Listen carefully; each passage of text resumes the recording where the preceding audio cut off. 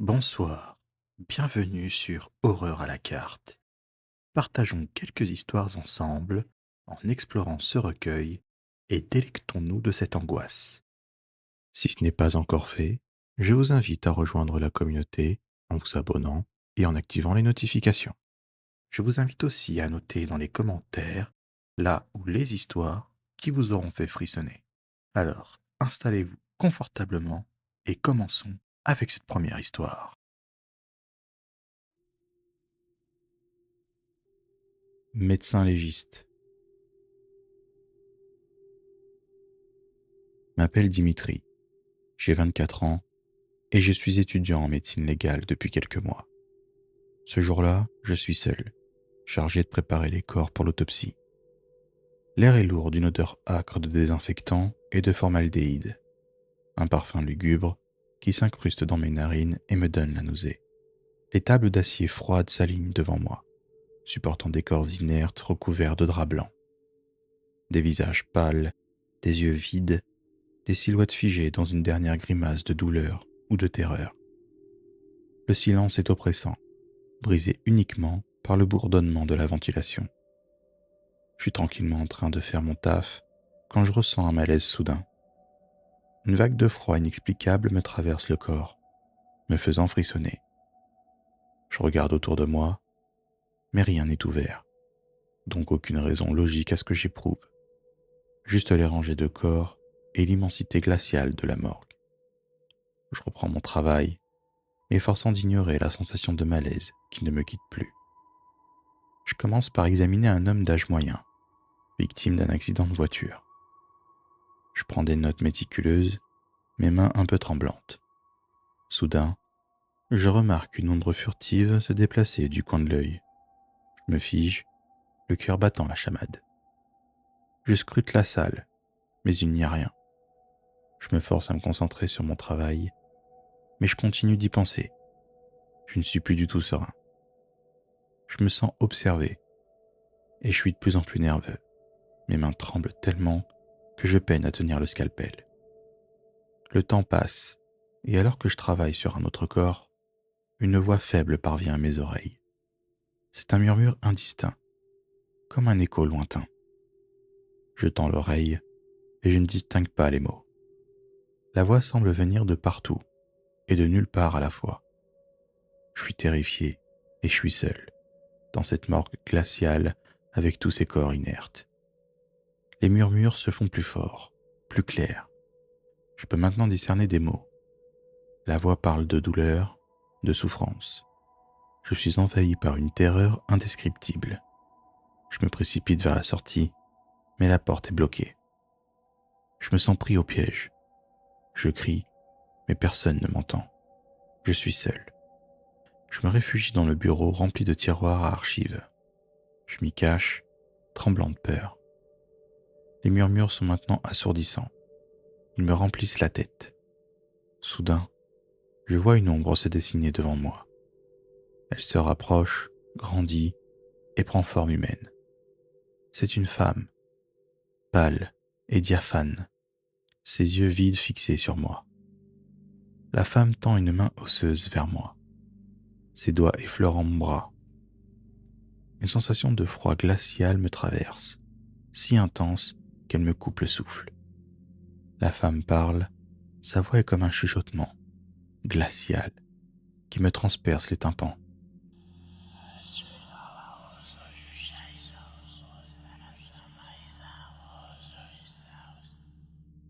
Puis tout s'arrête, et un silence pesant s'abat sur la pièce. Le froid glacial a disparu. L'atmosphère de la morgue paraît différente.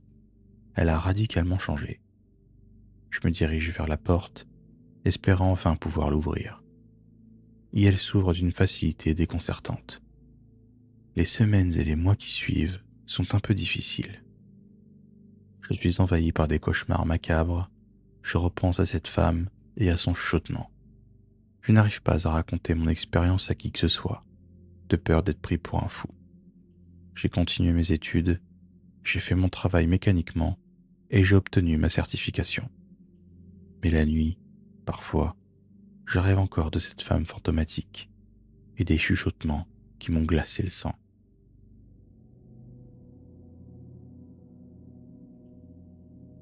Le lutin. Moi, c'est Nikolai. Je tiens une boutique de jouets au centre-ville de Prague.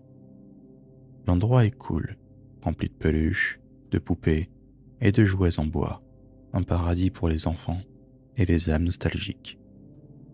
Mais derrière la façade féerique se cache une ambiance étrange, une sensation de malaise qui me ronge peu à peu. Depuis quelques semaines, des événements bizarres se produisent dans la boutique. Des jouets se déplacent inexplicablement, des sons étranges résonnent dans la boutique, et des fois, j'ai l'impression qu'une ombre se faufile dans les rayons. Au début, je pense que je suis victime de mon imagination, mais les incidents se multiplient et deviennent de plus en plus terrifiants. Je suis terrifié, mais je ne peux pas me résoudre à fermer ma boutique. J'ai besoin de cet argent pour aider ma famille, et j'aime les jouets. Mais je sens que quelque chose se cache dans la boutique, une force maléfique liée à ces objets innocents. La nuit est tombée sur Prague. Je suis seul dans la boutique, fermant les caisses et préparant la fermeture. Le silence est pesant, brisé uniquement par le tic-tac de l'horloge murale.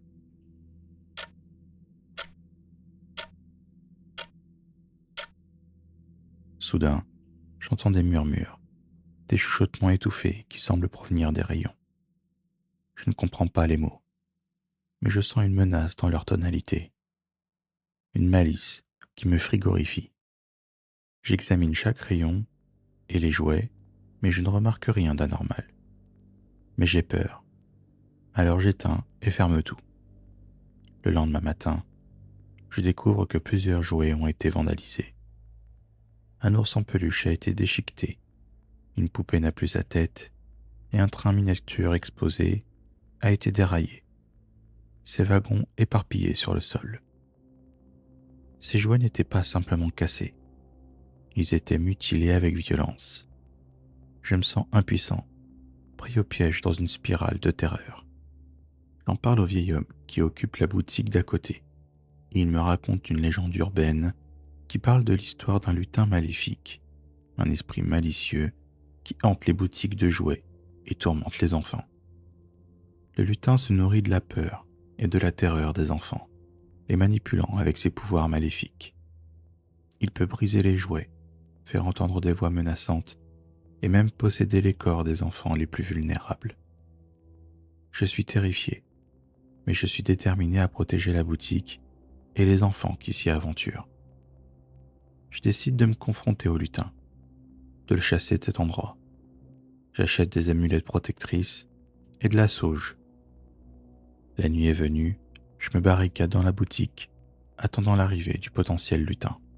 J'attends dans le noir et le silence pendant des heures, quand soudain, je vois des jouets bouger et se tordre de manière grotesque. Et d'un coup, je vois une petite ombre se dessiner dans le coin de la pièce. Le lutin est là, petit mais terrifiant. Ses yeux noirs brillent d'une malice pure. Il rit d'un rire aigu et strident qui me fait frissonner jusqu'à la moelle.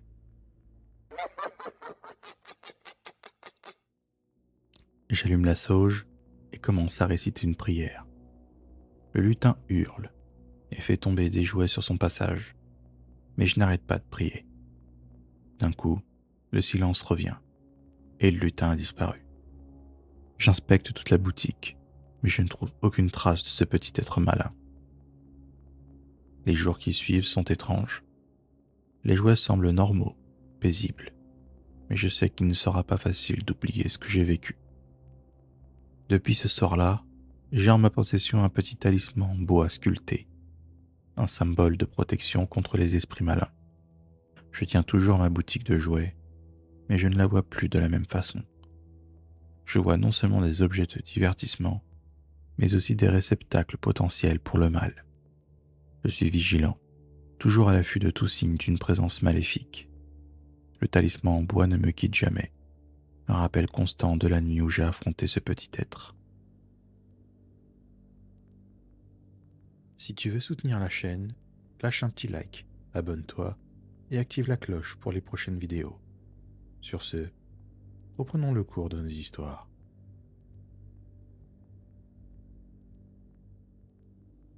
Terreur à Tunis. Je m'appelle Selma, j'ai 23 ans et mon histoire s'est passée quand j'en avais 14. La vie à Tunis est un tourbillon de couleurs, d'odeurs et de sons, une mélodie qui rythme mon quotidien. J'ai mes habitudes ici. Je vais en cours et en fin de journée, je sors avec mes copines. Une vie d'ado normale en somme. Mes parents m'ont toujours parlé d'une légende depuis que je suis toute petite. Et j'ai toujours pensé qu'ils cherchaient juste à me faire peur, pour que je ne rentre pas tard le soir. Cette légende parle de la terrifiante Louled. On raconte qu'Louled est une vieille femme en forme de chouette ou de hibou géant, qui enlève les enfants. Personne ne connaît vraiment son histoire, mais une chose est sûre, son nom fait frissonner tous ceux qui l'entendent. Moi, je n'ai jamais vraiment cru à tout ça. Je suis une fille rationnelle, les pieds bien ancrés dans la réalité. Mais ce soir-là, alors que je rentre seul chez moi assez tard, je me rends compte que la rue, habituellement animée, est déserte et silencieuse. Les lampadaires, heureusement allumés, rendent l'ambiance encore plus creepy. L'atmosphère est tellement pesante que je marche de plus en plus vite. Mon cœur palpite dans ma poitrine et mes mains deviennent moites. Je me persuade que tout est normal, mais le doute s'installe insidieusement. J'ai le sentiment qu'on me suit. J'arrive enfin chez moi, soulagé de me retrouver à l'abri, et je m'empresse de verrouiller la porte. Mais même en sécurité à la maison, je ne peux pas me débarrasser de la sensation étrange d'être observé. Je ne dis rien à mes parents et me précipite dans ma chambre, me réfugiant sous mes draps. Je tente de m'endormir, mais le sommeil refuse de venir. Des bruits étranges me parviennent de l'extérieur, des toquements, des chuchotements, comme si quelqu'un se promenait près de la maison. La peur monte en moi. Je me lève, tremblante, et me dirige vers la fenêtre. J'écarte doucement les rideaux et regarde dans la nuit. La lune éclaire faiblement la rue et je distingue une silhouette sombre se faufiler dans l'ombre et un cri aigu retentit. Mon cœur s'arrête de battre. La terreur me saisit. Ça ressemble fortement à la description Louled. Elle est là, juste devant chez moi. Elle se rapproche de ma fenêtre et me regarde avec des yeux totalement noirs. Je n'arrive pas à me détacher de son regard et reste là paralysé par la peur. Soudain, un souffle froid m'arrive au visage, ce qui me fait cligner des yeux. Et quand j'ouvre les yeux, Louled a disparu. La rue est vide, comme si elle n'avait jamais été là. J'ai couru dans mon lit, me suis caché sous les couvertures, et j'ai pleuré jusqu'à épuisement. Le lendemain, j'étais épuisé. Je suis parti prendre une douche, et j'ai remarqué que mon corps était couvert de bleu et d'égratignures, comme si je m'étais battu. Je n'ai pas osé raconter mon histoire à mes parents, de peur qu'ils me prennent pour une folle. Mais je sais Louled est réel. Les semaines passent, et j'essaie de me remettre de cette expérience. Mais je sursaute au moindre bruit. La peur est devenue mon ombre. Mais un jour, en surfant sur Internet, je tombe sur un forum de discussion consacré aux légendes urbaines tunisiennes. Et là, au milieu des récits farfelus, je lis un commentaire qui glace mon sang. Une femme raconte une histoire étrangement similaire à la mienne. Elle décrit une nuit où elle a été suivie par une silhouette et comment elle s'est retrouvée inexplicablement blessée le lendemain. Je la contacte immédiatement et en discute pendant des heures. Elle est devenue mon amie et mon soutien face à cette nuit d'horreur. Je n'ai plus jamais vécu ce genre de choses, mais la nuit, parfois, je me réveille encore en sueur, hanté par ce souvenir et ses yeux noirs. La peur qu'elle a semée restera gravée dans ma mémoire.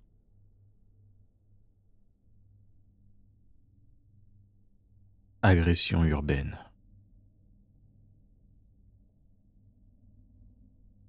Je m'appelle Anitra, j'ai 24 ans et je vis à Antananarivo, la capitale économique de Madagascar.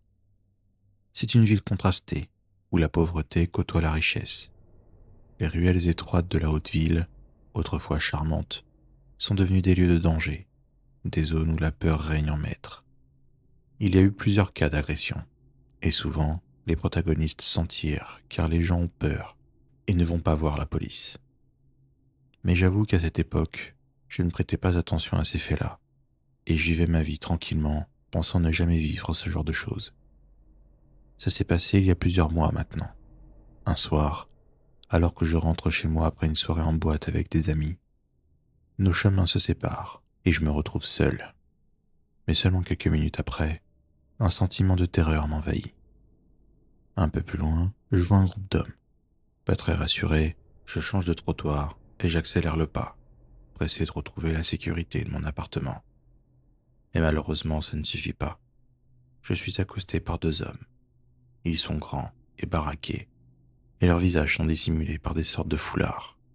Je panique directement. Mon cœur explose dans ma poitrine. Les hommes me menacent, l'un d'un poing américain et l'autre avec un canif. Je tente de résister, mais ils me saisissent par les bras et me poussent dans une ruelle sombre. Je crie, mais personne ne semble m'entendre ou ne vient à mon secours. Je me sens impuissante, livrée à leur merci. Je ferme les yeux, dans un réflexe débile, attendant le coup fatal.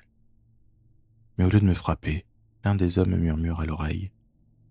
Ne bouge pas, et tu ne seras pas blessé. Je suis terrorisé, mais je n'ai pas d'autre choix que d'obéir. Il me fouille, me touche, avec insistance sur certains endroits que je tairai. Puis il me vole tout mon argent, mon téléphone, et me laisse là, tremblante et traumatisée. Après un petit moment de blanc, je reprends mes esprits, et je rentre chez moi en courant. J'appelle mes parents et leur raconte tout. Ils sont hors d'eux, et me poussent à porter plainte à la police. C'est ce que je fais dès le lendemain. L'enquête est longue et éprouvante, mais je suis déterminé à obtenir justice.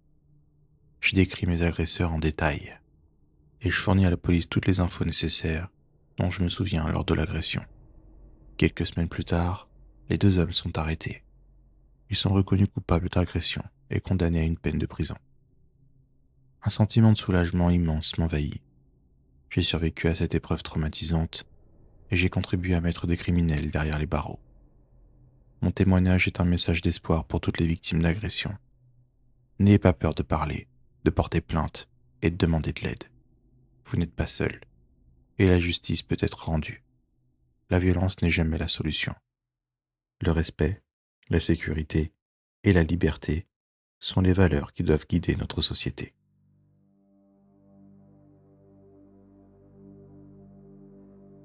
Un cauchemar domestique. Je m'appelle Juanita, j'ai 27 ans et je vis à Sao Paulo, la mégalopole bouillonnante du Brésil. Il y a un an, j'ai rencontré Diego, un homme charmant et très attentionné. Les premiers mois étaient idylliques, balades, restos, soirées romantiques et j'en passe. Je l'ai présenté à ma famille et ils l'ont apprécié instantanément. Il avait un charme et un charisme exceptionnels. À ce moment, je me disais que j'avais une chance énorme. Mais tout cela n'était qu'apparence. Il s'est révélé être un véritable cauchemar. Il y a 3 mois, Diego a commencé à être agressif verbalement. Au début, j'ai pensé qu'il était juste fatigué et que ça passerait. Sauf que non. Il est devenu violent dans ses actes aussi. Il a frappé dans les murs, puis les portes, jusqu'à un soir où il m'a mis une gifle. Il s'est excusé rapidement, essayant de se faire pardonner les jours suivants. Mais ça a recommencé, et plus souvent jusqu'à être quotidiennement. Ce n'était plus que de simples gifles. C'était des bousculades et des coups de poing dans le ventre, puis le visage. Il m'a reproché de m'habiller trop sexy ou de sortir trop longtemps. Ensuite, c'était mon regard sur lui qu'il jugeait critique. Je n'osais même plus sortir. Et j'en avais marre de trouver des excuses aux marques qui étaient visibles sur mon corps malgré le maquillage. Un matin, il est allé travailler et j'ai pris toutes mes affaires et je l'ai quitté sans un mot. Je me suis réfugié chez ma tante. Il ne la connaissait pas, alors je me suis dit que j'aurais la paix. Mais je me trompais. Il m'a retrouvé. Depuis, il me harcèle sans relâche, me surveille, m'envoie des messages menaçants et m'insulte même en public. J'ai peur de lui, peur de croiser son regard perçant dans la rue, peur de rentrer seul le soir. Un soir, alors que je rentre du travail, je l'aperçois, caché dans l'ombre d'une ruelle. Mon cœur s'emballe, mes mains deviennent moites et j'ai le tournis. Je tente de l'ignorer et de poursuivre mon chemin, mais il me bloque le passage. Il me dit qu'il faut qu'on parle, en privé, mais ses yeux brillent d'une lueur inquiétante.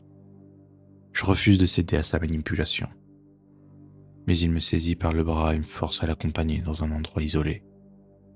Là, il me menace, me hurle dessus, me reproche notre rupture. J'ai peur, j'ai envie de pleurer, mais je garde la tête haute et lui dis que je ne veux plus jamais le revoir. Il me fixe un instant, son visage déformé par la colère. Puis il m'attaque. Ses coups sont puissants. Je ressens une douleur intense dans tout mon corps. J'entends la voix d'un homme lui hurlant d'arrêter. Surpris, il s'arrête et s'enfuit dans la nuit. Je suis tremblante, mais j'en profite pour m'enfuir aussi. Je cours tant bien que mal vers la station de métro la plus proche. Je me faufile dans la foule et monte dans un train. Je n'ai pas porté plainte, j'avais trop peur. Mais les jours suivants, je me suis rendu compte que la peur était constante. Je me sentais constamment observé, suivi. Je sursautais au moindre bruit. Alors j'ai décidé de demander de l'aide à une association de femmes victimes de violences domestiques. J'ai rencontré des femmes courageuses qui ont vécu le même genre de choses que moi. Elles me soutiennent, me conseillent et m'aident à porter plainte contre Diego. La procédure est lancée. Ça a été fastidieux et éprouvant psychologiquement, mais j'étais déterminé à obtenir justice. J'ai raconté mon calvaire, les humiliations, les menaces et les violences que j'ai subies. Le procès est une épreuve, mais au final, Diego est condamné à une peine de prison. Le chemin vers la guérison est encore long, mais je suis déterminé à reconstruire ma vie. Je me suis inscrite à des cours de self-défense. J'ai rejoint un groupe de soutien et j'ai commencé à voir un psychologue. Je sais que les cicatrices de mon passé ne disparaîtront jamais complètement, mais j'apprends à vivre avec elles. Je suis plus forte maintenant, plus confiante et plus motivée que jamais à vivre une vie libre et heureuse. Si ces histoires vous ont fait frissonner, n'hésitez pas à liker, à vous abonner et à activer les notifications pour les prochains épisodes. Un serveur Discord et une chaîne TikTok sont également disponibles, dont les liens se trouvent en description. Prenez soin de vous et à bientôt, j'espère.